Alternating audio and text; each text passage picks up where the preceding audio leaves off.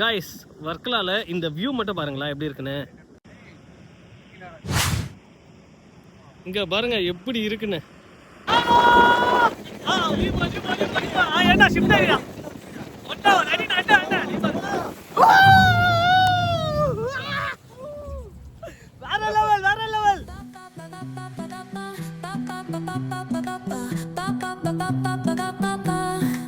Soy arena, oh so bright.